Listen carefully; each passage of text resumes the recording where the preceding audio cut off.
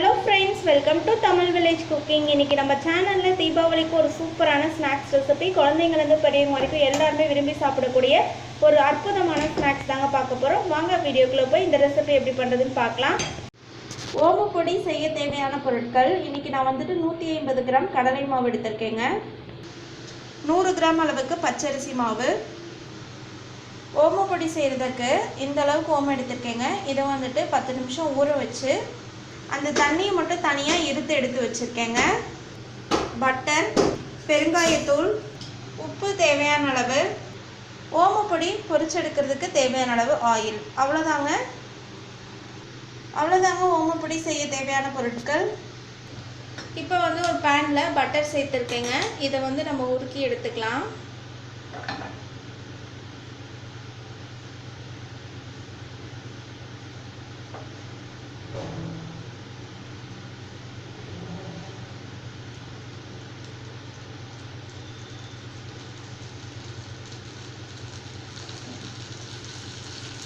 பாருங்க, இப்போ வந்து பட்டர் உருக்கியாச்சு. இப்போ வந்து ஒரு பாத்திரத்தில் ஃபஸ்ட்டு கடலை மாவு சேர்த்துக்கிறேங்க. அது கூட பச்சரிசி மாவு ஆட் பண்ணிக்கிறேன். தேவையான அளவு உப்பு, பெருங்காயத்தூள். இப்போ இது நம்ம உருக்குன பட்டரை இதில் ஆட் பண்ணிக்கலாங்க.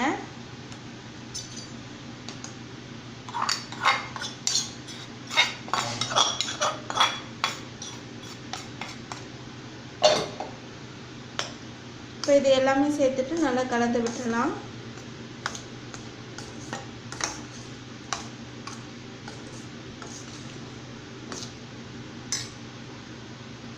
இப்போ வந்து இதில் ஓமம் வந்து ஊற வச்சு அந்த தண்ணி எடுத்து வச்சுருந்தேங்க, அதை வந்து சேர்த்துக்கிறேன். ஃபுல்லாக சேர்த்துட வேணாம், ஃபஸ்ட்டு கொஞ்சம் சேர்த்துட்டு நல்லா கிளறி விட்டுட்டு அதுக்கப்புறமா நம்ம இன்னும் கொஞ்சம் சேர்த்துக்கலாங்க.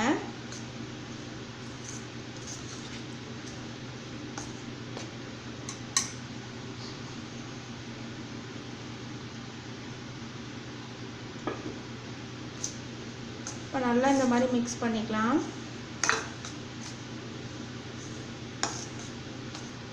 நல்லா இந்த மாதிரி பசஞ்சுக்கலாங்க. இன்றைக்கி நான் வந்துட்டு அளவாக தான் செய்கிறேன். நீங்கள் இந்த தீபாவளிக்கு கண்டிப்பாக அந்த ரெசிபி ட்ரை பண்ணி பாருங்கள், எல்லாருக்குமே ரொம்ப பிடிக்கும். நல்லா இந்த மாதிரி மிக்ஸ் பண்ணிக்கலாங்க. பாருங்கள், நம்ம பட்டர் உருக்கி சேர்த்துறதுனால நல்லா சாஃப்ட்னஸ் கிடைக்கும். நம்ம பிசையும் போதே அந்த பதம் தெரியுங்க கரெக்டாக. இப்போ வந்து நான் இன்னும் கொஞ்சம் தண்ணி ஆட் பண்ணிக்கிறேன்.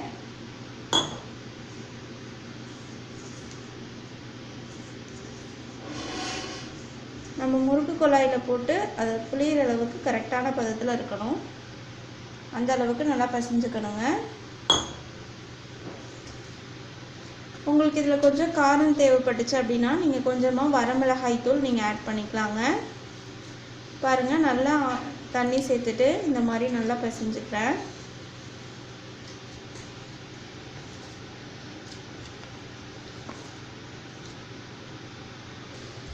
பாருங்கள், இப்போ வந்து ஓமப்பொடிக்கு மாவு பிசைஞ்சாச்சு. கரெக்டாக இந்த பதத்தில் இருந்தால் போதுங்க. இதுக்கு மேலே தண்ணி சேர்த்து பிசைஞ்சிட வேண்டாம். பாருங்கள், இப்போ வந்து ஓமப்பொடி போடுறதுக்கு முறுக்கு குழாயில் இந்த மாதிரி அச்சு இருக்குங்க, சின்ன சின்ன ஓட்டை இருக்கிறது. அதை வந்து நான் இப்போ போட்டிருக்கேன். இதில் இந்த மாதிரி கொஞ்சம் ஆயில் விட்டு நம்ம இந்த மாதிரி நல்லா தடவிக்கலாங்க.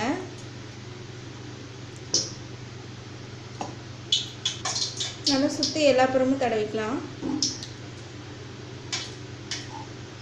அதே மாதிரி இதுலேயும் தடவிக்கணுங்க.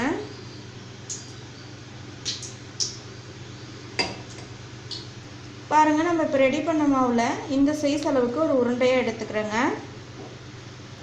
அதை வந்து நம்ம முறுக்குழாயில் இப்படி சேர்த்துக்கலாம். இப்போ வந்து ஓமப்பொடி போடுறதுக்கு கடாய் வச்சு ஆயில் சேர்த்து ஆயில் நல்லா சூடாயிடுச்சுங்க. இப்போ வந்துட்டு நம்ம பிழிஞ்சு விட்டுக்கலாம்.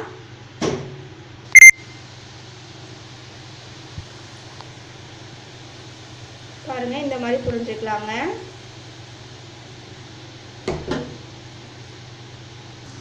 பாருங்க, பார்க்கவே சூப்பராக இருக்குது. இப்போ நல்லா வேகட்டுங்க.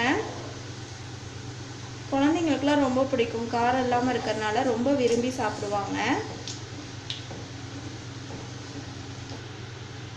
நல்லா இந்த மாதிரி திருப்பி விட்டு வேக வச்சுக்கலாங்க. பாருங்கள், இப்போ சூப்பராக வெந்துடுச்சு. இப்போ தனியாக ஒரு பிளேட்டில் மாற்றிக்கலாம். ஓமப்பொடி போடுறதுக்கு இப்போ ஃபஸ்ட்டு நம்ம ஒரு இது போட்டோங்க. இப்போ அடுத்து வந்து பார்த்திங்கன்னா ஒரு 1லேருந்து 2 நிமிஷம் வரைக்கும் கொஞ்சம் ஆயில் சூடாகட்டும். அதுக்கப்புறமா நம்ம பிழிஞ்சு விட்டுக்கலாம். இப்போ வந்து ஆயில் சூடாயிடுச்சுங்க. நான் மறுபடியும் இந்த மாதிரி புழிஞ்சுக்கிறேன். பாருங்கள், இந்த மாதிரி திருப்பி வேக வைக்கணுங்க. பாருங்கள், நான் ஓமப்பொடி வந்து 2 வந்து போட்டு எடுத்துட்டேன். இப்போ இன்னொரு இதுக்கு வந்து கொஞ்சம் வந்து வரமிளகாய் தூள் வந்து சேர்த்து போட்டுக்கிறேங்க. இப்போ இது வெந்துடுச்சு, நம்ம வந்து மாற்றிக்கலாங்க. இப்போ வந்து ஸ்டவ்வை மீடியம் ஃப்ளேமில் வச்சுட்டு ஒரு 2 நிமிஷம் வரைக்கும் ஆயில் சூடாகட்டும். இப்போ வரமிளகாய் தூள் சேர்த்து நல்லா பிசைஞ்சுக்கலாங்க. கொஞ்சம் காரம் போட்டு செஞ்சால் டேஸ்ட் நல்லாயிருக்கும். அதான் அந்த மாதிரி உங்களுக்கு செஞ்சு காட்டுறேன். நல்லா இந்த மாதிரி இந்த மிளகாய் தூள் சேர்த்து மிக்ஸ் பண்ணிக்கலாங்க. இப்போ வரமிளகாய் தூள் சேர்த்து பிசைஞ்சதில் நான் வந்து ஓமப்பொடி பிழிஞ்சு விட்டுக்கிறேங்க. பாருங்கள், பார்க்கும்போதே செம அழகாக இருக்குது. இப்போ இது நல்லா வேகட்டும். பாருங்கள், இது நல்லா கொஞ்சம் பெருசாகவே நான் பிழிஞ்சிருக்கேன். 2 சைடும் திருப்பி விட்டு நல்லா வேக வச்சுக்கலாங்க. பாருங்கள், நல்லா கலர்ஃபுல்லாகவும் சூப்பராக வெந்திருக்குங்க, மொறு மொறுன்னு. இப்போ இது தனியாக நம்ம வடிகட்டியில் மாற்றிக்கலாம். இதே மாதிரி நம்ம மீதி இருக்க மாவுலையும் இந்த மாதிரி பிழிஞ்சு விட்டுக்கலாங்க. இப்போ இதுவும் நல்லா வெந்துட்டு மீதி கொஞ்சம் மாவு இருக்குது, அதையும் நான் போட்டு எடுத்துக்கிறேங்க. அவ்வளோதாங்க, நமக்கு சூப்பரான ஓமப்பொடி ரெசிபி தயாராகிடுச்சு.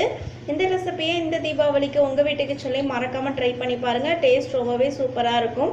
ட்ரை பண்ணி பார்த்துட்டு பிடிச்சிருந்துச்சுன்னா எங்கள் தமிழ் வில்லேஜ் குக்கிங் சேனலை லைக் பண்ணுங்கள், கமெண்ட் பண்ணுங்கள், சப்ஸ்கிரைப் பண்ணுங்கள். அப்படி கூட இருக்கக்கூடிய பெல் ஐக்கானையும் ப்ரெஸ் பண்ணிடுங்க. அப்போ தான் நாங்கள் போடுற வீடியோஸ் உங்களுக்கு உடனுக்குடனே வந்து சேரும். இந்த வீடியோ உங்களுக்கு பிடிச்சிருந்தா ஷேர் பண்ணுங்கள். தேங்க்யூ.